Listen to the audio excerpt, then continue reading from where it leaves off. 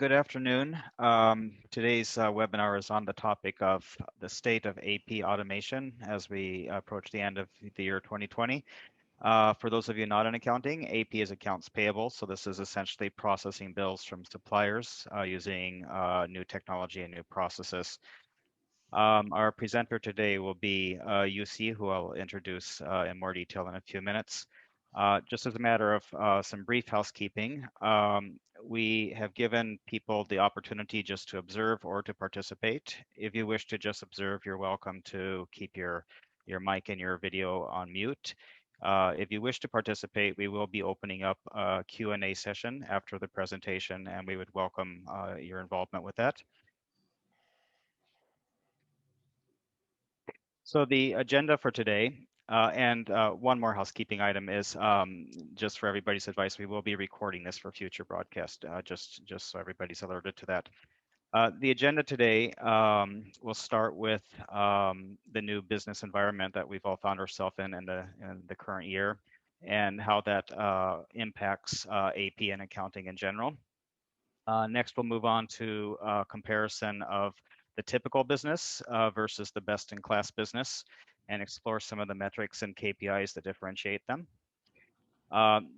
Third, we'll talk about not only technology, but the business processes that should accompany the technology to enable improvements with back office operations. We'll close with some specific insights on how you can consider improving your operations going into the year 2021. And then, as mentioned, we will have some time for Q&A.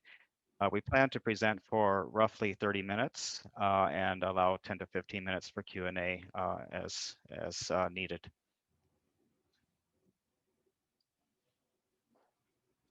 So very briefly, we are presenting from Valtatech, Melbourne-based source-to-pay transformation advisory firm.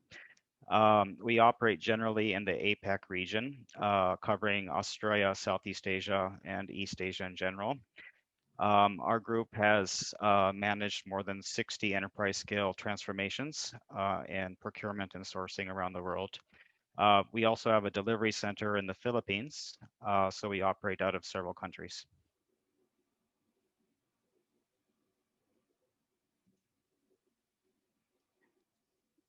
One of the value adds that we try to provide not only our customers, but just the sector in general is a insights marketplace. This is a curated library of information on developments in sourcing and procurement and technologies that accompany that. We would encourage you to visit our website, that's valtatech.com, and you will find navigation directly to the insights marketplace. Contained therein are different types of media. We have quite a number of white papers. We have some self-guided assessment surveys, which help you assess the condition of your own operation. We, from time to time, have polls, and we do publish the results of the polls. We have some video content, and we do some original research. So we do encourage you to avail of that. Today's discussion is actually a wrap-up of the various research we have done for the last year. So the content of our data is extracted from proprietary surveys, interviews, and polls that we've run within the industry. And many of the thoughts of prominent business leaders in the region are reflected in this information.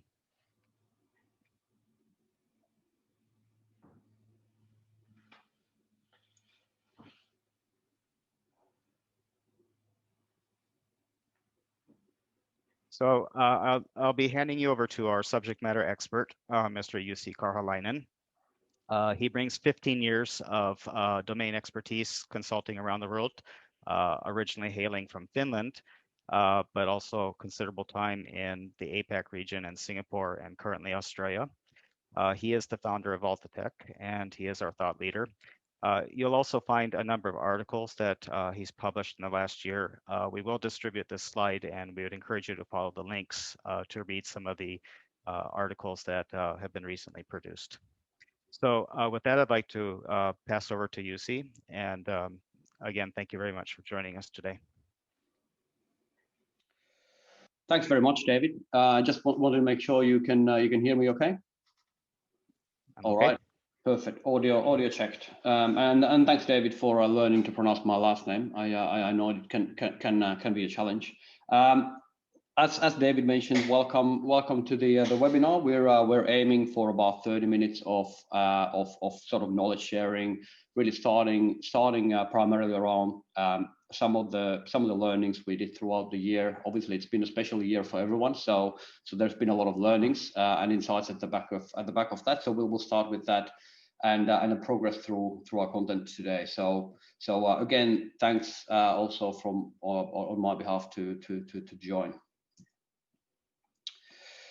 Now, what does accounts payable look like in the new business environment, and what did we learn throughout our polls, surveys, and then sort of market screening throughout the year? One particular insight to begin with was that surprisingly, over 40% of the respondents, and there was a few hundred respondents throughout the year on the reports. Over 40% of them are still handling paper invoices as part of their accounts payable operations. So obviously, you know, given the pandemic we're living through, and that meaning most of the accounts payable, finance, even procurement personnel were required to transition into a work from home model. That made running accounts payable, paying suppliers on time, you know, managing account coding, invoice approvals, and so forth, very challenging. That also added into the delay, so a lot of suppliers ended up being paid late and so forth, especially given how quickly certain things happened throughout the year. It also made difficult for accounts payable finance departments to consolidate their operations. Look, the probably the main takeaway out of the results and this year for us was just seeing throughout our polls, our surveys, how difficult it became for accounts payable and finance departments to manage the compliance and audit of their invoice operation, of their payments or supplier payments, as a result of not just work from home model and that physical kind of distancing is as such, but or absence from offices, but also purely the lack of technology to access accounts payable operations remotely. Second important insight we learned through was the enormous need for further efficiency. Over 62% of the people that participated in our surveys do not have any key performance indicators on their invoice approvals, and that obviously makes hard for them to track on-time payments of supplier invoices, and as a result of that, you know, relationships with suppliers can escalate to somewhere where we don't want them to get to. Obviously, you know, with best practice, you do achieve corporate compliance, that the right process and technology supportive of that gives you the right tools, and we'll get to that a little bit later. And of course, you know, like we kind of alluded to on the previous slide, operations being managed virtually definitely require technology to support the way they operate. Data insight 3, and this is probably the largest sort of I suppose a largest insight from my perspective. Look, only 5.5% of the CFOs, accounts payable leaders, procurement leaders responded by saying they would have a complete on-demand visibility over the committed spend, outgoing liabilities. What do we mean with that? With complete visibility, we mean understanding on what payables are due within the next 30 days, what payables are due over the next 60 days, what does that pipeline of outgoing payments look like? And look, there are simple ways to achieve that, but amazingly, only 5.5% said they do have that complete picture. So visibility is key and has been a challenge this year, where the situation around company operations, around how much are they buying from their suppliers and how do they deal with their suppliers from an invoicing and payment perspective. Visibility has been a huge challenge, especially with continuous changes throughout the year. Spend data does allow an elimination of redundant processes and bad deals with suppliers. That absolutely is a key to improve. And visibility over payables obviously mitigates risks, and risks are something that we'll again talk a little bit more. We dive into the topic a lot closer very shortly.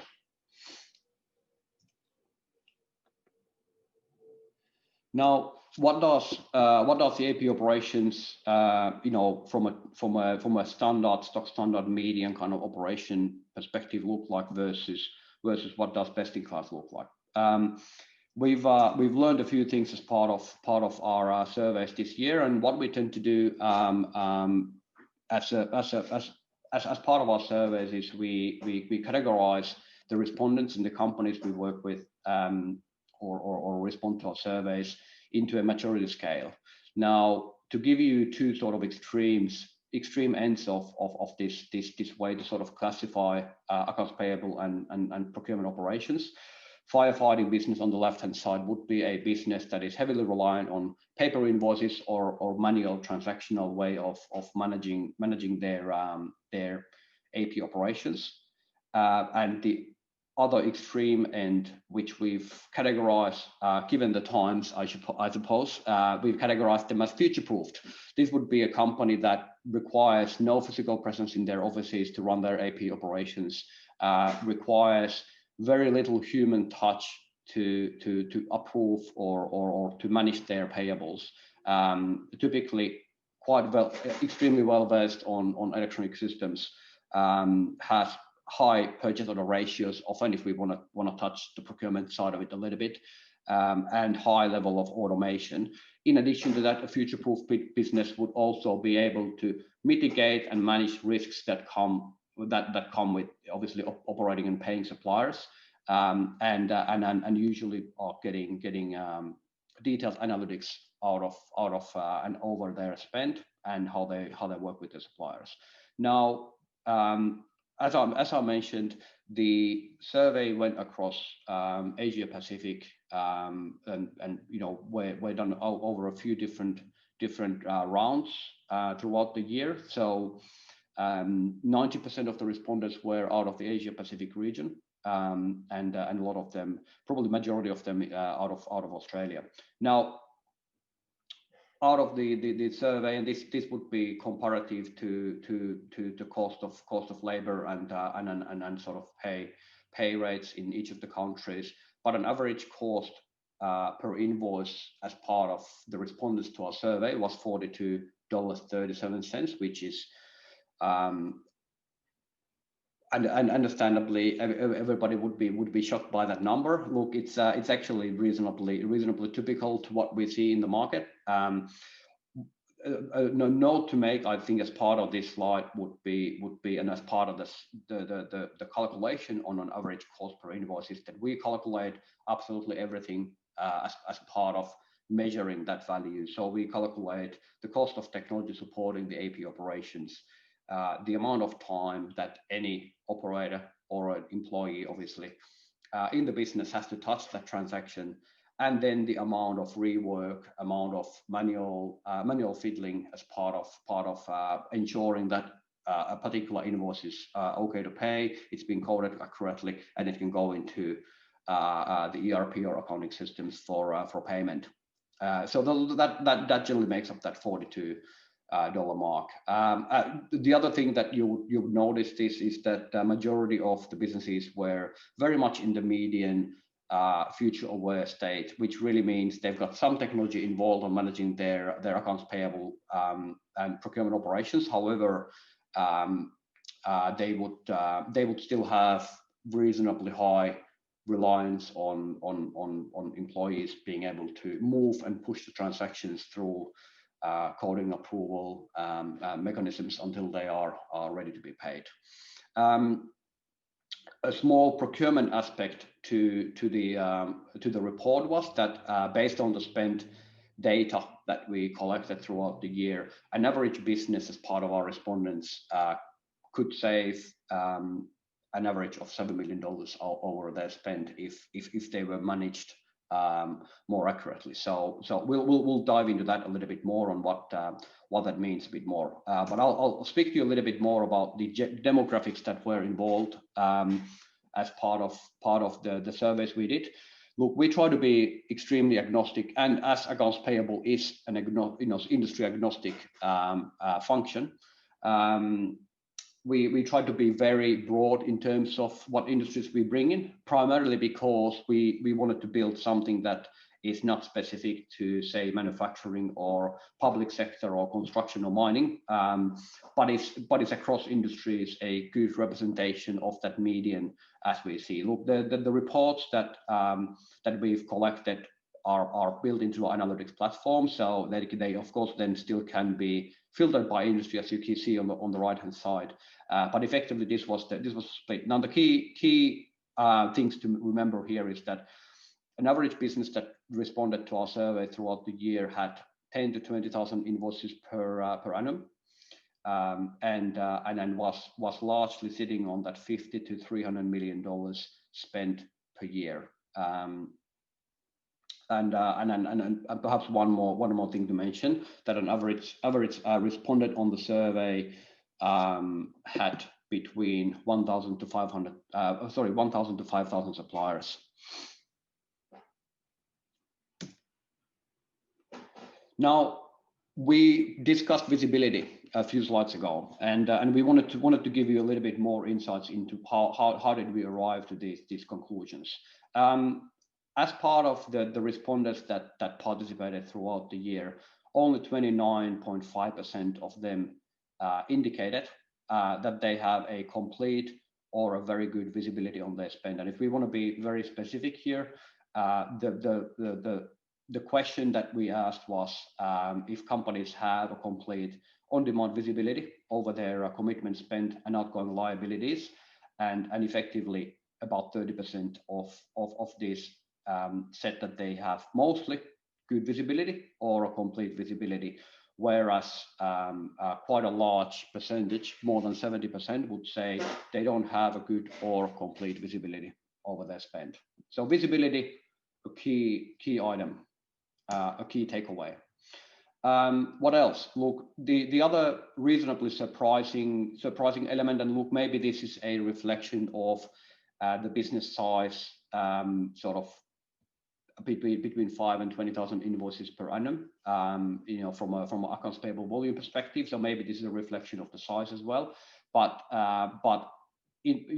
companies are extremely reliant on email receiving their supplier invoices. And whilst email is, we would still categorize that as a far better option than paper is, which, by the way, paper was 7% of the respondents.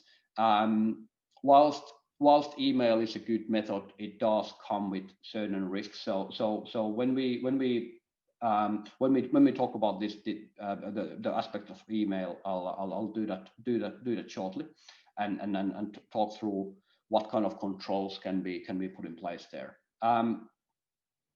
Now, another interesting insight here was that a very large percentage, that would be 51 plus 11. So what are we talking? We're talking about a little bit more than 60% that said either never or sometimes are their suppliers created before a first invoice arrives. And look, that from a technology perspective, from running a risk mitigated accounts payable operation, that I would say is a concern, given the fraud that happens over emails quite regularly, and the fact that if we don't have a supplier details to validate some of these invoices against, it's going to be very hard to know we're paying the right supplier to the right bank account. We'll get to that very shortly. So let's jump into what does addressing these certain risk levers, the challenges around visibility, challenges around high cost per transaction. What does this mean from an operational perspective? First is I think maybe a bit of a key focus for us today, which certainly did already happen in 2019. I didn't have a 2020 figures available yet for this one, but certainly continued to happen, especially as the pandemic hit. And that is that there is a massive amount of invoice fraud going out in the economy, especially between businesses.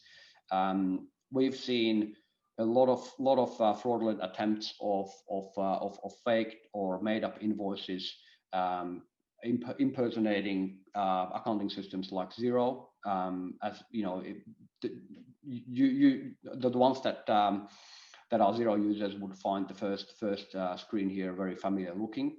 That's a complete made up fraudulent invoice. And the other example we had to share was just an ASIC email, which is a government department in Australia that registers businesses. Their email or their made up email to request people to put in their details. So the most typical way for an invoice fraud that we found has been a scammer that intercepts a legitimate invoice and getting there to change the details and include a fraudulent payment information. So effectively a real looking invoice that should be one of your suppliers. So everything sounds great, but the bank account details have been changed.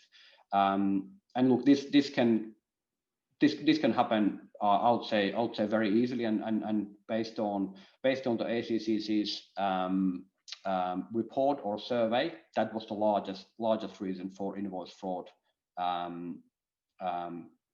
across Australia. Now, in addition to that, there are obviously different ways of doing this. Impersonation is another way of going about it. That was probably the second largest reason. The way that usually comes across is an email coming from the CEO of company saying, please pay this supplier. Obviously it is not a real email from the real CEO, but that's where email fraud can unfortunately happen very easily. Now, this is a very well-known phenomenon across the globe. So whilst the information that we've got here and the examples here are very Australia-centric, it is by no means Australia only. Happens anywhere around the world at this point of time, all surrounding accounts payable operations of companies, because scammers have realized that it's easier actually to get into a company than it is to an individual a lot of the time. So this happens a lot, and certainly across the globe, especially at the back of the pandemic, we've seen an increase on this. When we then turn into technology and how can technology help with the right type of process, how can technology help? And I know that this is a busy slide, there's a lot to it, but what we effectively have here is an accounts payable solution here in the middle, helping to glue the information of your ERP accounting system, your incoming invoices against certain external references. So we starting from the left, as we are receiving an invoice. Now we don't specify here whether we receive an invoice via an email, via an EDI connection, electronic invoice, or whether it's maybe coming on a paper and somebody scans it in your company.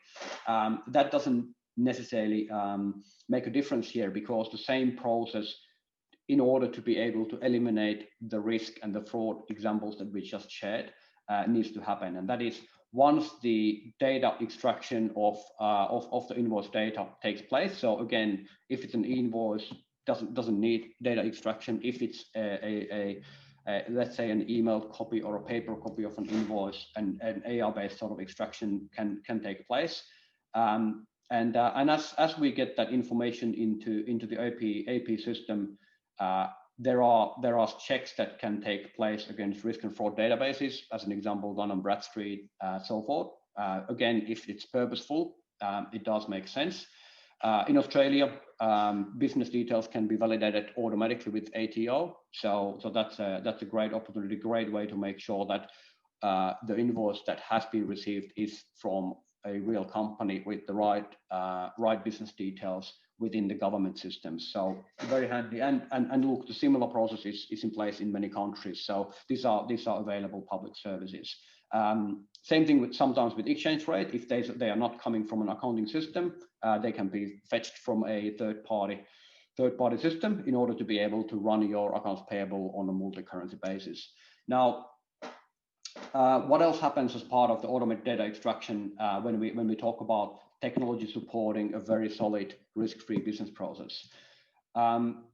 What's very important as part of the process is that that supply details as suppliers are being created, first of all, exist in the system before the invoice comes in, and secondly, that they're accurate. So almost any company that is looking into and getting started with AP automation needs to look at their master data, make sure their suppliers are correctly created, especially their bank account details. We will get to that very soon. Especially the bank account details, their ABN details or GST registration, VAT registration details are all accurately maintained in the system. So a best practice process would first validate the supply details as part of that invoice validation as the invoice comes in. Also then conducting a duplicate check, just making sure this invoice for the same supplier hasn't been seen before. Now, what we typically recommend is not to do just the old-fashioned invoice number and supplier-based duplicate check, but go well beyond that and look at trends and patterns to make sure that you haven't seen a similar invoice before rather than the same invoice itself. So duplicate check with some real smarts behind it.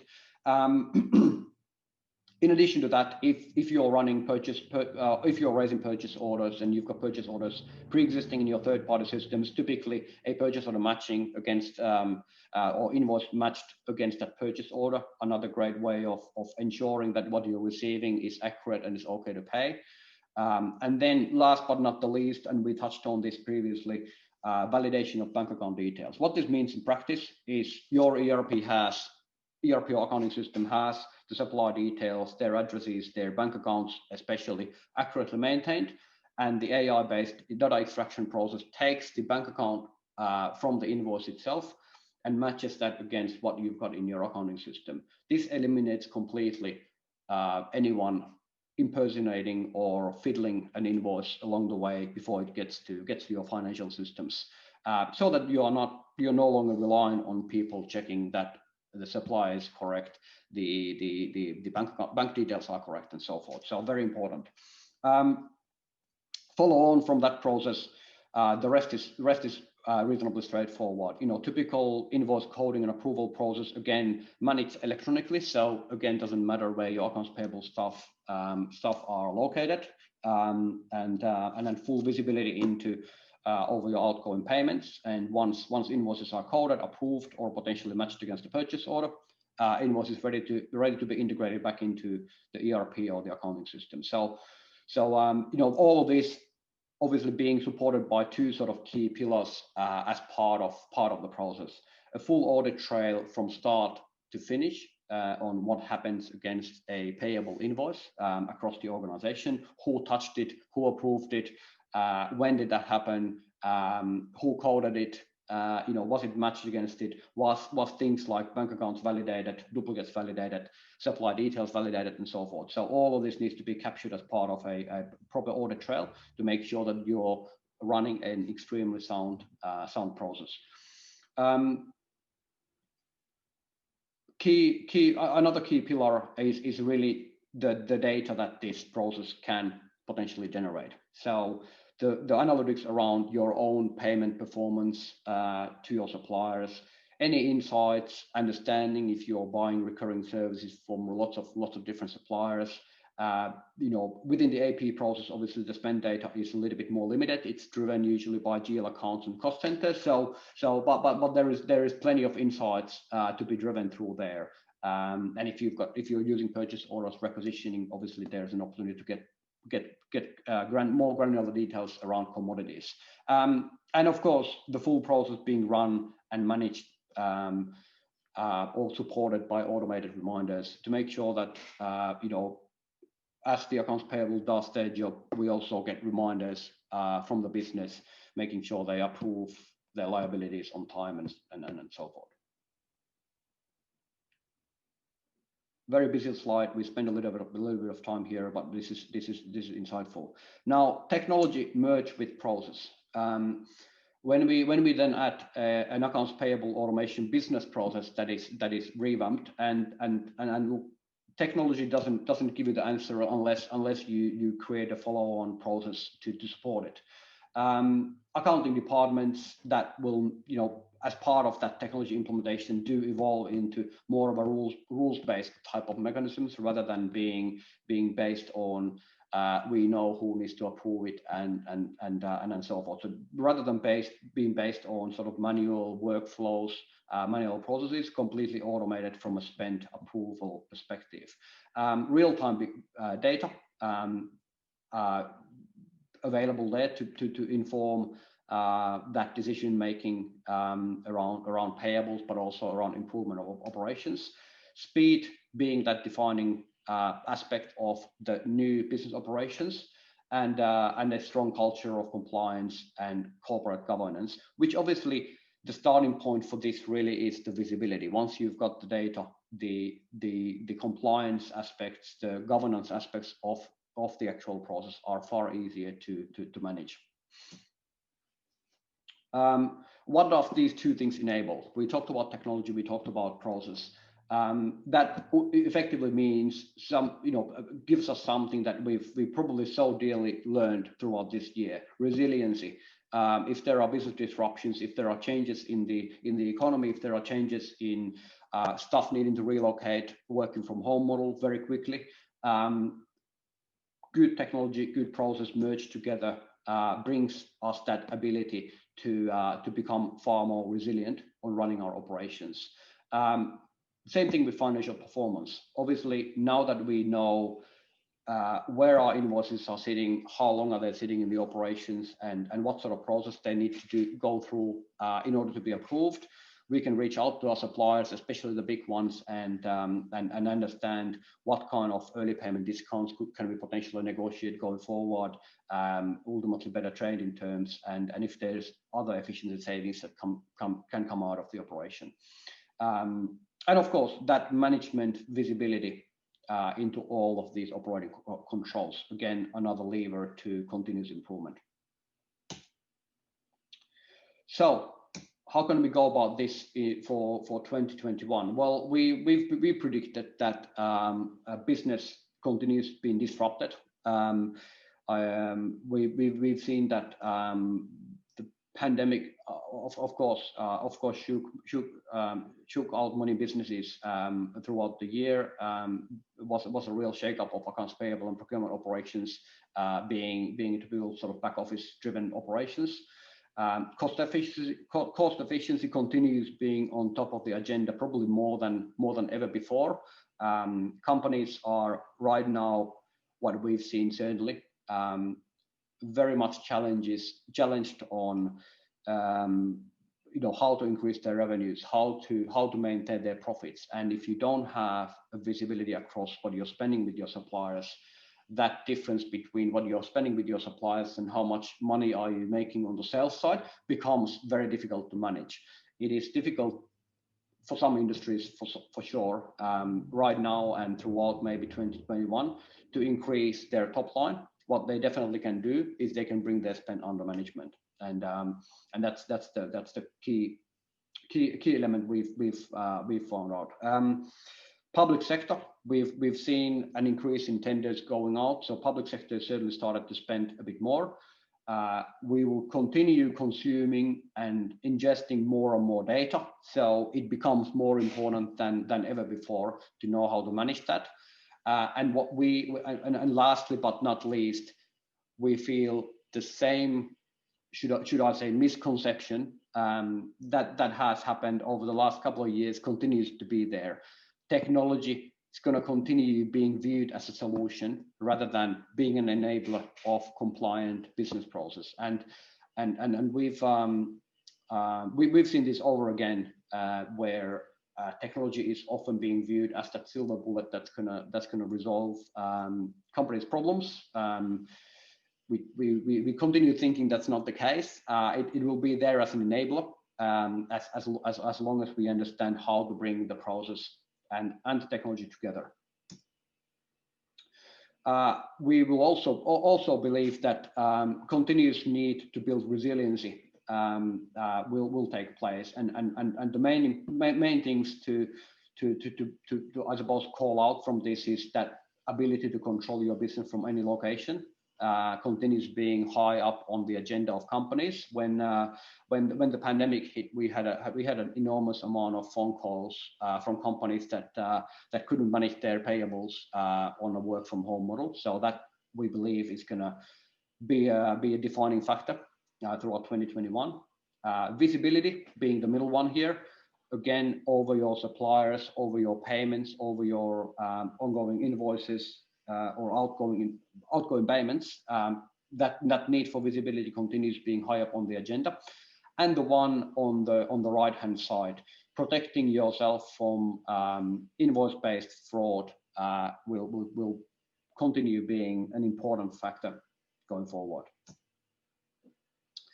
As will be the way companies manage their suppliers. Like we saw as part of our survey, a huge amount of companies, vast majority, I believe it was around 60%, only create their suppliers once the first invoice comes in. Now, why is that a challenged or a difficult business process? Well, the first problem is that you can't execute number two here very well, which is being able to match that invoice data against the records that you've got for that particular company or a supplier on file. So whether that's your ERP, whether that's your accounting system that then is integrated with accounts payable solution and conducts that matching against crucial details. Again, if this doesn't happen, if the supplier is not created and an invoice comes in, obviously these automated checks can no longer take place.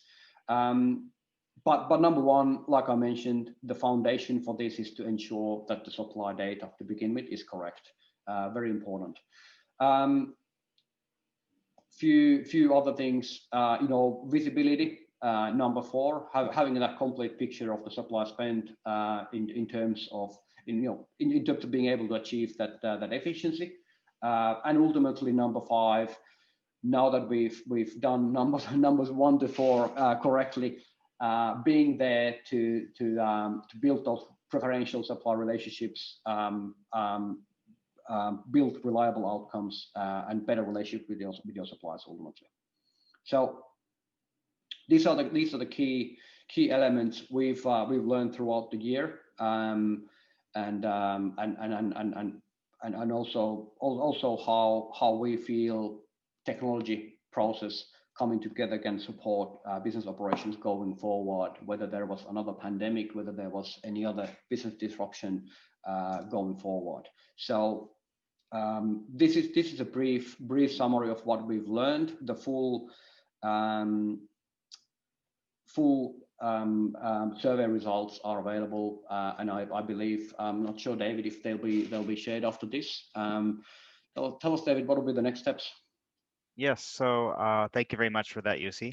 I hope everybody found that valuable, and we will be distributing this slide deck, and this is recorded, so we'll make a link to the YouTube streaming of this available. Also, you can see on the bottom email address for Jussi. You're welcome to address any questions directly to Jussi. And also our domain is valtatech.com. And not only the topics discussed today, but other topics can be found in our Insights Marketplace. So we encourage you to take advantage of that.